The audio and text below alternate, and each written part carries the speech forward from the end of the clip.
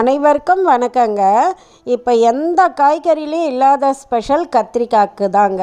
ஏன்னா அதில் நிறைய வகை இருக்குங்க. அது மட்டும் இல்லாமல் எல்லா காலத்துலேயும் நம்மளுக்கு கை கொடுக்கக்கூடியது கத்திரிக்காய் அப்படின்னு சொல்லலாங்க.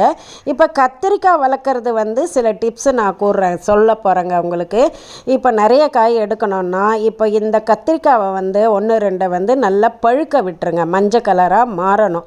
அதை பறித்து எடுத்துகிட்டு வீட்டில் வச்சா 2-3 நாளில் வாழைப்பழம் கனிஞ்சது மாதிரி அது நல்லா கனிஞ்சிருங்க.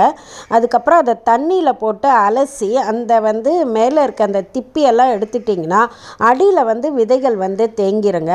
அதை நல்லா நிழலில் காய வச்சு எடுத்து வச்சுக்கிட்டிங்கன்னா அதை நீங்கள் இப்போ நடலாங்க. நடுறது ஒரு சின்ன அரை விரல் அகலத்தில் நடணுங்க. அப்படி இல்லைன்னா இந்த முட்டை ட்ரே வரும் பாருங்க, ட்ரே வரும் இல்லையா, அந்த ட்ரேயில் கோகோ விட்டு மண் கொஞ்சம் மாட்டு எரு கலந்து அதில் ஒரு 2-3 கத்திரிக்காய் விதைகளை நட்டு வச்சுட்டோன்னா முளைச்சி வந்துடுங்க. அப்புறம் அதை அப்படியே எடுத்துகிட்டு போய் நம்ம நல்லா மண்ணில் நட்டு விட்டுறலாங்க. இன்னொரு டிப்ஸ் அப்படின்னு சொன்னோன்னா, கத்திரிக்காய் ஒன்று நாற்று நம்ம நட்டு வச்சுட்டோன்னா பக்கத்துலேயே இன்னொரு கத்திரிக்காய் வைக்காதீங்க. ஏன்னா மாவு பூச்சி தொல்லை வந்துடுங்க. ஒரு கத்திரிக்காய்னா ஒரு பச்சை மிளகாய், ஒரு வெண்டைக்காய் அது மாதிரி அடுத்தடுத்து வளருங்க. அப்போ எதுலேயும் பிரச்சனை இருக்காதுங்க. மிக்க நன்றிங்க.